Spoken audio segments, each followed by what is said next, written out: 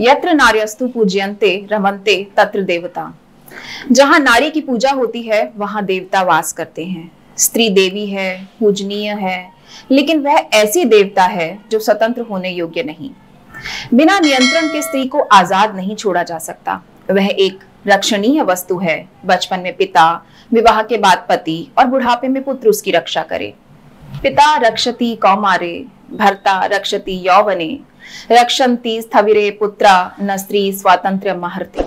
स्त्री को स्वतंत्र होने की अर्हता, योग्यता प्राप्त नहीं। वह इसके लिए क्वालिफाई नहीं करती। याद तो आ रहा होगा ना आपको, कहां से उद्धृत हुआ है यह श्लोक? जी हाँ, मनुस्मृति से। नमस्कार, मैं हूं सुजाता और स्वागत है आपका TCH पर मेरे शो फेमिनिज्म वाला F के इस तीसरे एपिसोड में।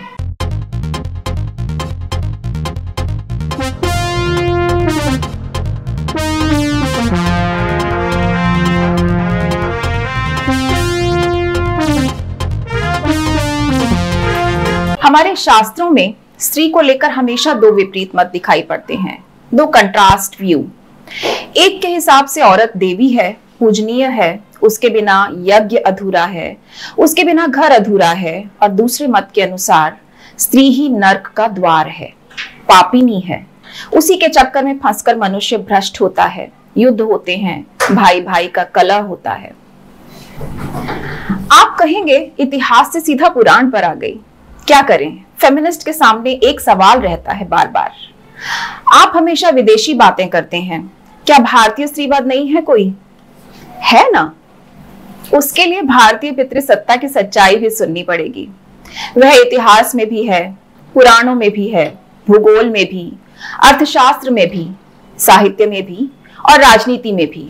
सुनने के लिए आप तैयार हैं? तो ये जो कंट्रास्टिंग व्यू है औरतों के बारे में, ये असल में औरतों की ट्रेनिंग के लिए है। पढ़ तो सकती नहीं थी औरतें ये शास्त्र, तो वे जो कर रही हैं वह सतीत्व है या उल्टापन, ये तो उसे दूसरे ही बताने वाले थे, जो इन शास्त्रों के जानकार थे और या फिर जो इन जानकारों के फॉलोअर्स थे। जब आपको हर कदम पर दूसरे ही बताएंगे कि सही करती हो या गलत करती हो और उसके हिसाब से पुरस्कार या दंड भी मिलेगा, तो आप हमेशा कंफ्यूज रहेंगे, डरे रहेंगे, भ्रमित रहेंगे। कंट्रोल करने के लिए ऐसा व्यक्ति सबसे मुफीद होता है जो अपने ही बारे में भ्रमित है, भयभीत है, एंजाइटी से भरा हुआ है। फिर ऐसा वक्त आया कि स्त्री शिक्षा के लिए आंदोलन होने लगे। लड़कियां पढ़ने लगीं और जब पढ़ लिखकर उन्होंने शास्त्र उठाए तो देखा कि असल में उनके लिए वहां क्या क्या लिखा हुआ है। 1858 में जन्मी पंडिता रमाबाई को उनके पिता ने दुनिया से लड़कर, समाज से बहिष्कृत होकर भी संस्कृत शिक्षा दी थी। बड़े होकर वो पुराणों से भाषण दिया करती थीं। लेकिन जब उन्होंने वेद वेदांत पढ़े, मनुस्मृति पढ़ी, तो उनका मोह भंग हो गया। उन्हें लगा कि इन शास्त्रों में स्त्री और शूद्र के लिए तो कोई आश्वासन ही नहीं, कोई उम्मीद नहीं। ऐसा बुरा वक्त ना आए कि औरतें खुद शास्त्र पढ़ने लगें और उसकी आलोचना भी करने लगें। शायद इसीलिए कहा जाता रहा कि स्त्री और शूद्र को शिक्षा मत।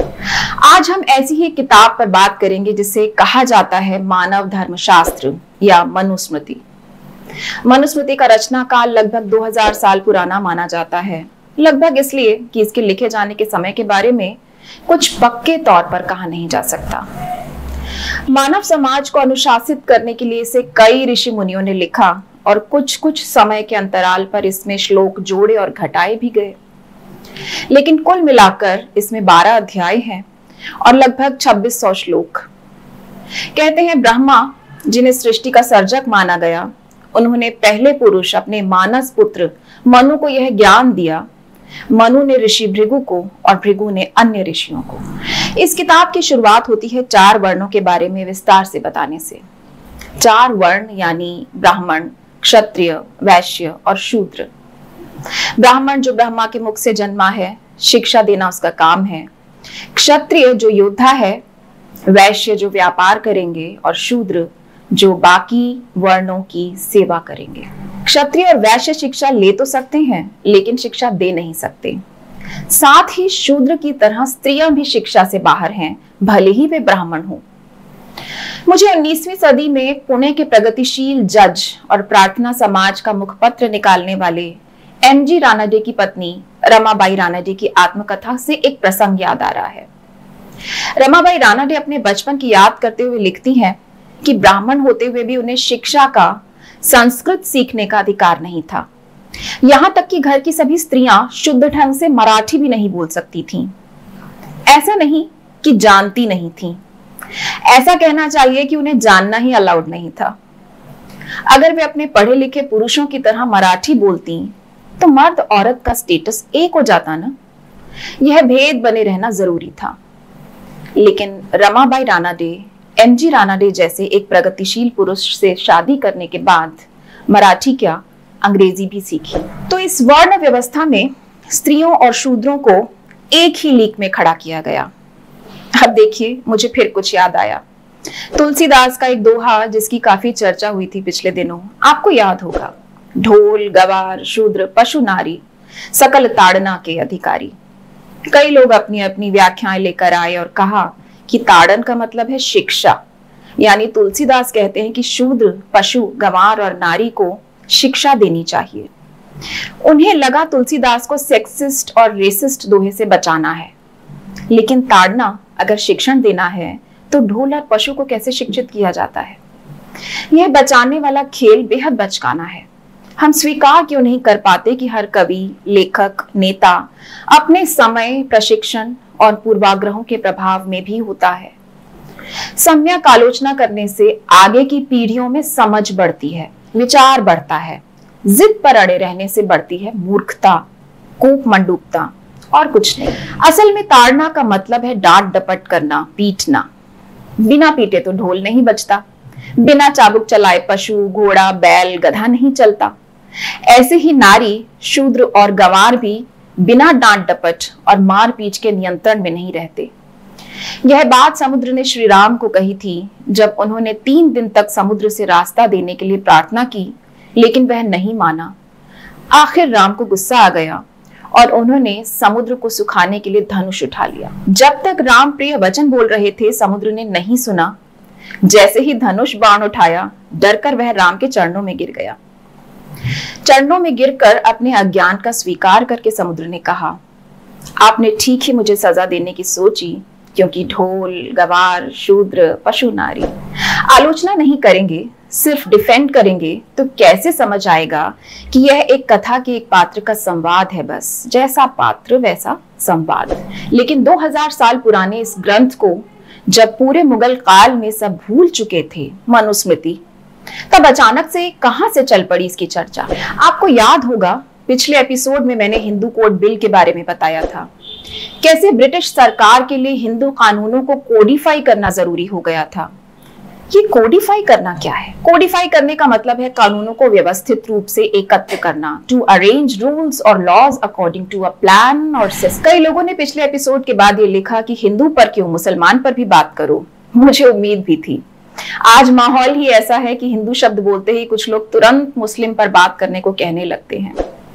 मुस्लिम पर्सनल लॉ तो लगभग कोडिफाई किया हुआ था, कोई कंफ्यूजन नहीं था। एक किताब थी कुरान, रूल्स, शरिया, निकाह लिखवाया और पढ़वाया जाता था। यानी शादी पहले से ही वहां एक कॉन्ट्रैक्ट थी, जो हिंदू कोड बिल के बाद हिंदू शादी भी हो गई। तलाक का प्रावधान पुरुष के लिए तो था, औरत के लिए भी खुला का प्रावधान था। मेहर की प्रथा थी। ये और बात है कि कोडिफाई होने के बावजूद समाज में कुरीतियां पनपती हैं। मेहर माफ करा ली जाती है और तलाक को मनचाहा तरीका मान लिया जाता है। और इसका दोष उसी पितृसत्ता का है जो तमाम धर्मों के मूल स्वरूप के साथ एकाकार है। रूप बदल बदल कर जाति, वर्ग, नस्ल, राष्ट्रीयताओं के भीतर काम करती है। कानूनन अपराध होने के बावजूद कहां लोग दहेज देने लेने से बाज आ रहे हैं। खैर, कहने का मतलब ये कि इस्लाम के हिसाब से रूल्स और नियम पहले से कोडिफाई थे। एक किताब थी, उसके हिसाब से चलना था। इधर हिंदू होते हुए भी लोगों के अलग अलग रीति रिवाज होते हैं। एक हिंदू मोहल्ले में 10 घर होंगे तो 10 के अपने अपने अलग तौर तरीके होंगे। पंडित और डॉक्टर के आगे तो लोग अक्सर इलिटरेट की तरह खड़े होते हैं। भाई जैसा कह देगा वैसा करना पड़ेगा, भाई है। और जितने पंडित उतनी व्याख्याएं, सबके अपने अलग अलग हिसाब। आपने पढ़ा नहीं है, आप नहीं जानते होंगे, जानते भी होंगे तो कह दिया जाएगा कि फला स्मृति में नहीं है या फला उपनिषद में ऐसा है। क्या कर लेंगे आप? पंडित कौन सा है? सब एक से हैं। काशी का पंडित अलग है और कश्मीरी पंडित एकदम अलग। कोई प्याज लहसुन तक नहीं खाता तो कोई पीढ़ियों से मांसाहारी है। ब्राह्मणों में ही कोई सर्वश्रेष्ठ है तो कोई अछूत। ऐसे में किस बात को हिंदू नियम माना जाए, किसे नहीं? इसलिए कोडिफाई किया जाना जरूरी था। वैसे आप मेरी पूछें तो कोई भी धर्म हो, विवाह, तलाक और संपत्ति के उत्तराधिकार को धर्मों के हिसाब से नहीं होना चाहिए। कोई भी धर्म हो हेजेमनी बनाए रखना चाहता है। कोई भी धर्म हो वह प्रश्न नहीं, आस्था को बढ़ावा देता है। चुपचाप मानो, बहस मत करो। लेकिन हम आधुनिक लोकतांत्रिक समय में हैं, ऐसे बहुत अधिक नहीं चल सकता। कानूनों में तार्किकता, आधुनिकता और मानवीयता होनी चाहिए। अब आगे चलें तो कोडिफाई करने के लिए सबसे पहले वॉरेन हेस्टिंग्स के समय में यानी 1772 में यह तय किया गया कि हिंदू और मुस्लिम पर्सनल लॉ के हिसाब से अदालतों में फैसले होंगे। लेकिन हिंदुओं का पर्सनल लॉ क्या होगा? 11 पंडितों की एक समिति गठित की गई जिसने तमाम अलग अलग शास्त्रों से नियम इकट्ठे किए। 1776 में सर विलियम जोन्स ने मनुस्मृति का पहली बार अंग्रेजी में अनुवाद किया। मनुस्मृति अंग्रेजों से पहले इतना प्रचलित ग्रंथ नहीं था। अंग्रेजों के आने से पहले समाज में जाति नियम भी इतने रूढ़ ढंग से फिक्स नहीं थे।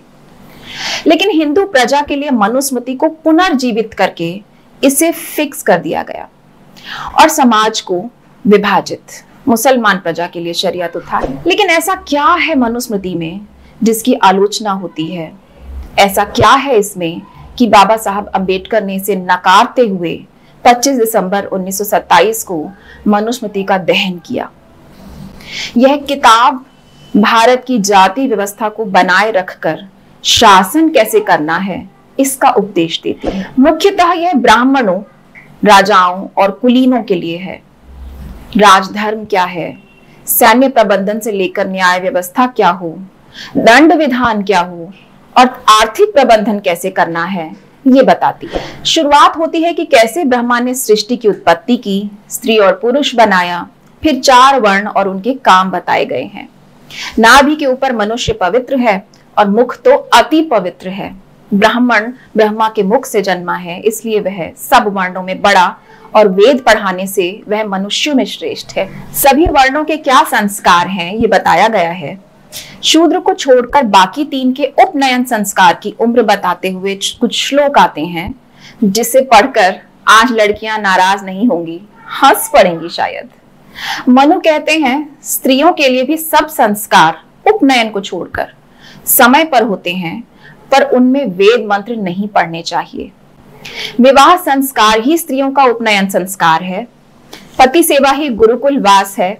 घर का कामकाज ही हवन कर्म है। जिन्हें न पता हो उनके लिए बता दूं कि उपनयन संस्कार का मतलब है कि बालक अब ज्ञान अर्जन के योग्य है, शिक्षा हासिल करने के योग्य आयु का हो गया है, यानी स्त्रियां भी ज्ञान अर्जित करने के योग्य नहीं है। फिर 9वें अध्याय में कहा गया है कि स्त्रियों के संस्कार मंत्र से नहीं होते, इसलिए वे धर्म रहित होती हैं। काम, क्रोध, दुराचार, बेईमानी, ईर्ष्या, गहनों से प्यार, ये उनके 5 मुख्य दोष हैं। वे धर्म रहित ही नहीं हैं, वे स्वयं असत्य के समान अपवित्र हैं। 3रा अध्याय विवाह नियम बताता है। सब वर्णों को अपने वर्ण के भीतर ही विवाह करना चाहिए और श्रेष्ठ 3 वर्णों के पुरुष को विपत्ति में भी शूद्र कन्या से विवाह नहीं करना चाहिए।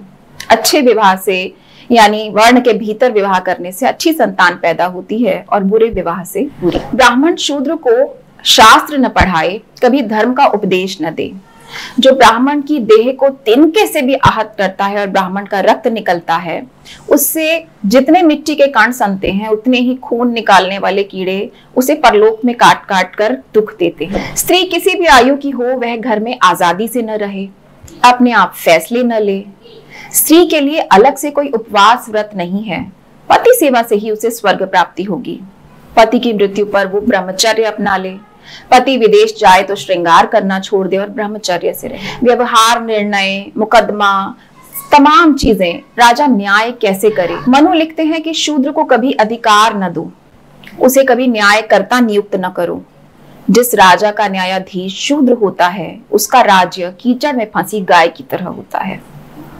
अगर ब्राह्मण को भूमि में गड़ा खजाना मिले तो वो सब रख ले, क्योंकि वो तो सबका स्वामी है। राजा को मिले तो वो आधा ब्राह्मणों में बांट दे और आधा अपने खजाने में रख ले। चांडाल, भंगी, लूले, लंगड़े की गवाही न मानी जाए। एक निर्लोभी पुरुष भी गवाह हो सकता है, लेकिन बहुत सी पवित्र स्त्रियां भी गवाह नहीं हो सकती, क्योंकि स्त्रियों की बुद्धि स्थिर नहीं होती। दंड विधान भी जाति और जेंडर के हिसाब से है। ब्राह्मण की हत्या तो पाप है ही। ब्राह्मण को जिस अंग से कोई मारे, उसी अंग को भंग करवा देने की सजा राजा को देना चाहिए।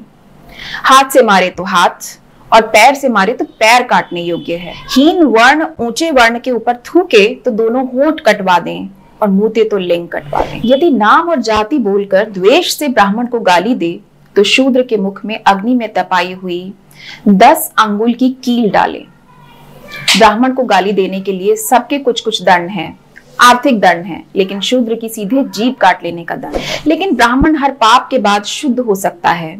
सजा स्वरूप उसका तो सिर मुंडवा देना ही मृत्यु के बराबर है। 30 वर्ष का पुरुष 12 वर्ष की सुंदरी कन्या से विवाह करे, और 24 वर्ष का 8 वर्ष की कन्या से। अभी गुजरात हाई कोर्ट के जज ने एक माइनर रेप सर्वाइवर 16 साल की लड़की की 7 महीने की गर्भावस्था को समाप्त करने के लिए एक प्ली सुनते हुए कहा कि अबॉर्शन किसी के लिए ठीक नहीं है। उन्होंने मनुस्मृति को रेफर किया और कहा कि उसे पढ़िए और देखिए कि 16 से कम उम्र की लड़कियों का विवाह हो जाया करता था।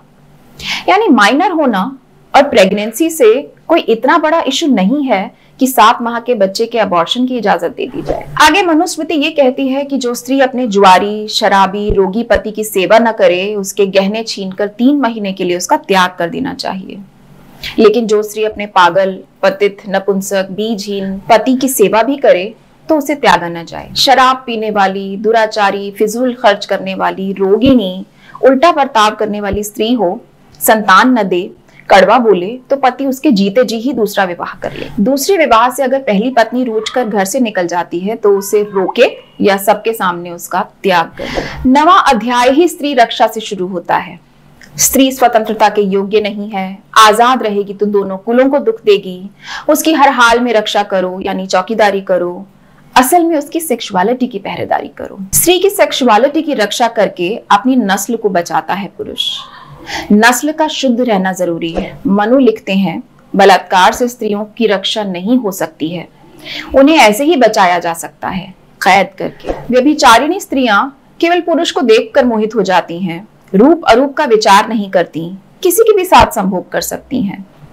पत्नियां पति की वैवाहिक संपत्ति हैं। इस संसार में स्त्रियों का स्वभाव पुरुषों को मोहित करता है। वे केवल मूर्ख को ही नहीं, विद्वान को भी पथभ्रष्ट करने में सक्षम हैं। इसलिए कोई उनके साथ अकेले में न बैठे। उनकी कितनी ही रक्षा क्यों न की जाए, अपने चंचल स्वभाव के कारण वे अपने पति के प्रति निष्ठावान नहीं रहती। बेचने और त्याग देने से भी स्त्री स्वतंत्र नहीं हो जाती। स्त्री, पुत्र, दास, सहोदर यदि अपराध करें तो उन्हें छड़ी से मारना चाहिए। स्त्री वेद विहित अग्निहोत्र नहीं करेगी, करेगी तो नरक में जाएगी। मुझे राज सुंदरी देवी याद आती हैं, जिन्होंने पति और घर वालों से छिप छिप कर अक्षर ज्ञान हासिल किया था, क्योंकि यही मत प्रचलित था कि पढ़ने वाली स्त्री का पति मर जाता है। इन्हीं सब कारणों से ज्योतिबा फुले इस किताब के आलोचक रहे। बाबा साहब अंबेडकर ने शूद्र और प्रतिक्रांति, नारी और प्रतिक्रांति शीर्षक लेखों में विस्तार से इस किताब में जो भेदभावपूर्ण श्लोक हैं उनकी विवेचना। स्त्रियों में पंडिता रमाबाई पहली ऐसी ब्राह्मण महिला थीं जिन्होंने मनुस्मृति की खुलकर आलोचना की और अपनी किताब the high cast Hindu woman में मनुस्मृति के कई श्लोकों के उदाहरण से बताया कि ब्राह्मणवादी पितृसत्ता कैसे औरतों को गढ़ती है। वे बताती हैं कि कैसे पंडित लोग ऋग्वेद के श्लोकों का गलत अर्थ करते रहे और दलित व स्त्री का शोषण जायज बनाया रखा। लेकिन समस्या सिर्फ ये किताब नहीं है। आपको इसका अनुपालन करने के लिए इसे पढ़ने की जरूरत नहीं है। यह हमारी सामाजिकता में गहरे बैठी हुई है। पंडिता रमाबाई ने उन तमाम किताबों, पत्रिकाओं का हवाला दिया जिनमें वही स्त्री विरोधी बातें लिखी जाती हैं जो मनु ने बताई हैं। उन्होंने एक पत्रिका में छपी एक प्रश्नोत्तरी का उदाहरण दिया जो किसी विद्वान पुरुष ने लिखी थी। प्रश्नोत्तरी ऐसे है, नरक का मुख्य द्वार क्या है? स्त्री। शराब की भांति सम्मोहक क्या है? स्त्री। बुद्धिमानों में सर्वोत्तम कौन है? वह जो स्त्री द्वारा नहीं छला गया। पुरुष के लिए बंधन क्या है? स्त्री। वह कौन सा जहर है जो अमृत की भांति प्रतीत होता है? स्त्री। ऐसी ही बातें गीता प्रेस से प्रकाशित होने वाली किताबों में भी छपती रही हैं सालों से। 1926 में गीता प्रेस से एक किताब छपी थी, स्त्री धर्म प्रश्नोत्तरी, और 1948 में भी नारी अंक। स्त्री धर्म प्रश्नोत्तरी में 2 काल्पनिक स्त्री पात्रों का संवाद है, सावित्री और सरला। अच्छी स्त्री, आदर्श स्त्री क्या हो, इसके उपदेश देने वाली किताबें आपने भी देखी होंगी। इन सब की प्रेरणा मनु संहिता ही है, और जैसी बातें इनमें लिखी हैं, आज अगर उन्हें पढ़ा जाए तो भयानक ठेस लगेगी कि यही वो परंपराएं हैं जिनका गुणगान किया जाता है। सावित्री का सरला को मनुवादी ज्ञान देना महिलाओं के बीच ऐसे विचारों की स्वीकार्यता बढ़ाने के लिए ही है। औरत ही औरत को ज्ञान दे। रमाबाई ने महाभारत की एक पात्र पंचचूड़ा का उल्लेख किया है, जो नारद के ये पूछने पर कि स्त्री का स्वभाव क्या होता है, वही सब बताती है जो मनुस्मृति में दर्ज है। एक महिला पात्र से ही महिलाओं की बुराई करवा सकना, ये एक पुराना खेल है, और जिसमें खूब सफलता भी मिली है पितृसत्ता को। औरत औरत की दुश्मन है, आसानी से कह दिया जाता है। रमाबाई लिखती हैं, जो व्यक्ति मूल संस्कृत साहित्य को कठिन परिश्रम व निष्पक्षता से पढ़ते हैं, ये पहचानने में कभी धोखा नहीं खा सकते कि आचार संहिता निर्माता मनु उन कई 100 लोगों में से एक है जिसने दुनिया की नजरों में स्त्रियों को घृणास्पद जीव बनाने में अपना सारा जोर लगा दिया। पढ़ेंगे तो आप भी समझ जाएंगे कि आज के समय के लिए यह व्यवस्था संविधान के मूल्यों से ठीक उलट है। अक्सर कहा जाता है कि कुछ श्लोक इसमें समय समय पर ब्राह्मणों द्वारा जोड़े गए, इसका स्वरूप बदलता रहा। महात्मा गांधी ने भी कहा था कि मनुस्मृति के सभी श्लोक प्रासंगिक नहीं हैं। 5 नवंबर 1917 के अपने एक भाषण में अस्पृश्यता को भारत के मस्तक पर उन्होंने दाग की तरह बताया। उन्होंने कहा कि अपनी रूढ़िवादी सोच के बचाव में मनुस्मृति के श्लोकों को उद्धृत करते रहने का कोई मतलब नहीं है। महात्मा गांधी ने कहा, इन छंदों में से कई श्लोक अप्रामाणिक हैं, उनमें से कई तो बिल्कुल अर्थहीन हैं, और जो लोग इनमें दिए गए आदेशों का पालन करेंगे वो प्रदूषित हो जाएंगे। लेकिन विनोबा भावे ने इसे प्रासंगिक बनाने के लिए 1945 में मनु शासनम नाम से मनुस्मृति का एक बहुत ही संक्षिप्त संस्करण निकाला था। उन्हें भी लगता था कि समय के हिसाब से बहुत सारे श्लोक समाज के लिए उपयोगी नहीं रह गए हैं, लेकिन श्लोक रिजेक्ट करते करते किसी किसी अध्याय में तो सिर्फ 3 ही श्लोक बचे हैं। फिर भी भूमिका में विनोबा भावे लिखते हैं कि मनु का वाक्य शासन है, यानी आज्ञा है, यह समाज शास्त्र है। जब विद्वान लोग ऐसा कहते हैं तो सोचने पर हम विवश हो जाते हैं। श्लोक रखे जाएं या हटा दिए जाएं, समस्या यह है कि मनुस्मृति की रचना ही जाति संरचना और जेंडर गैर बराबरी को बनाए रखने के लिए हुई थी। कैसी भी काट छांट से उसका मूल स्वरूप, उसकी आत्मा नहीं बदल जाएगी, क्योंकि उसमें दिए नियमों कर्तव्यों का आधार सोशल हेजेमनी पर टिका है, स्त्री को हीन मानने पर टिका है। उसका आधार ही है जाति व्यवस्था और लैंगिक भेद। करेले के बीज और छिलका हटा देने पर भी जो बचा रहेगा वह भी तो कड़वा ही होगा। उसकी रचना ही उस मूल तत्व के आधार पर हुई। और फिर सवाल उठता है कि कौन सी मनुस्मृति को स्वीकृत कराए जाने की बात होती है, विनोबा भावे वाली, कोलकाता के कालुका वाले संस्करण की, या जिसमें 2900 श्लोक हैं, या वो वाली जिसमें 2684 श्लोक हैं। बार बार मनुस्मृति की चर्चा के पीछे असल लक्ष्य है लिबरल्स को साधना, थोड़ा सा रूप बदलकर, जरा सी काट छांट करके, ये कहकर कि सब कुछ स्वीकार करने योग्य नहीं है। असल में उन लिबरल लोगों के बीच मनुस्मृति की स्वीकार्यता बनाने की कोशिश की जाती है, जिन्हें प्रत्यक्षतः, जिन्हें साफ तौर पर वर्ण व्यवस्था से और जेंडर हेजेमनी से कोई समस्या नहीं है। और उन लोगों को तो इसके किसी रूप से समस्या नहीं है जो दलित या स्त्री का शोषण जायज मानते हैं। समस्या है वे थोड़े से लोग जो गिल्ट में आ जाते हैं कि बाकी सब तो ठीक है पर ऐसे श्लोक गलत हैं। दक्षिणपंथी मानसिकता के ऐसे भी तमाम लोग हैं जो असल मंशा छिपाकर चाहते हैं कि बस किसी तरह मनुस्मृति प्रभाव में आ जाए, लेकिन प्राचीनता ही ग्राह्यता तो नहीं हो सकती ना। सबसे बड़ी समस्या यह है कि यह कोई दार्शनिक ग्रंथ तो है ही नहीं। गीता की तरह यह अनुशासन है, और इसलिए आउटडेटेड हो चुका है। लेकिन मैं तो ये भी सोचती हूँ कि भगवत गीता से ही क्या दिक्कत है। कुरान, गुरु ग्रंथ साहिब, बाइबल की तुलना में गीता को रखने की जगह मनुस्मृति के ही पीछे क्यों पड़े? दिल्ली हाई कोर्ट की एक महिला जज भी सलाह दे चुकी कि महिलाओं को मनुस्मृति को फॉलो करना चाहिए, अपने घर के पुरुषों को खुश रखना चाहिए। भाजपा की खुशबू सुंदर कह चुकी कि मनुस्मृति में स्त्रियों को हीन बताने वाली तो कोई बात है ही नहीं। मोहन भागवत जब तक मनुस्मृति का संदर्भ ले आते हैं। भारत एक लोकतंत्र है, जनता के लिए, जनता द्वारा, जनता का शासन, यह संविधान से चलता है। फिर क्यों मनुस्मृति पर बात होती है? क्यों इसे बार बार प्रासंगिक बनाए रखने की कोशिश होती है? और क्यों ये राजनीतिक विमर्श में एक जगह बनाए हुए है? क्या इसे ऑब्सोलीट नहीं हो जाना चाहिए था? कौन और क्यों इसे आज फिर से हमारी चर्चाओं का विषय बनाने के लिए जिद कर रहे हैं? ये गंभीर सवाल हैं जिन पर आप खुद विचार कीजिए। आज की किताब पंडिता रमाबाई की किताब life of a high cast Hindu woman, Hindi में हिंदू स्त्री का जीवन। इसे भारत में स्त्रीवादी थ्योरी की पहली सूत्रबद्ध किताब की तरह देखा जाना चाहिए। अपनी भाषा और विषय में ये इतनी आसान है कि रिसर्चर्स के साथ साथ आम लोगों के लिए भी बेहद उपयोगी है। मजा आएगा आपको पढ़कर।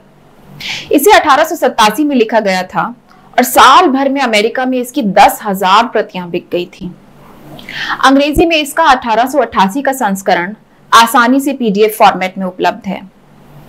ये वीडियो देखकर और किताब पढ़कर कमेंट्स में अपने विचार साझा करेंगे तो मुझे भी आगे के एपिसोड्स करते रहने का हौसला मिलेगा। आज का फेमिनिस्ट चुटकुला हो सकता है थोड़ा जोर से लगे, लेकिन फेमिनिस्ट चुटकुला है जनाब, हंसी तो थोड़ी कड़वी ही निकलेगी। तो सुनिए। 40 पार की उम्र की महिला ने अपनी मित्र से पूछा, अब तुम्हारे कंधे का दर्द कैसा है? मित्र बोली, बेहतर है, लेकिन फिर भी डॉक्टर के पास जाने का मन करता है। सखी ने पूछा, क्यों? मित्र बोली, इसलिए कि एक वही तो है जो मुझे कहता है आप अपना बिल्कुल ध्यान नहीं रखती, आपको अपनी केयर करनी चाहिए, पति से कहिए कुछ दिन घर संभाले। तो देखते रहिए TCH पर मेरा शो फेमिनिज्म वाला F हर सोमवार को।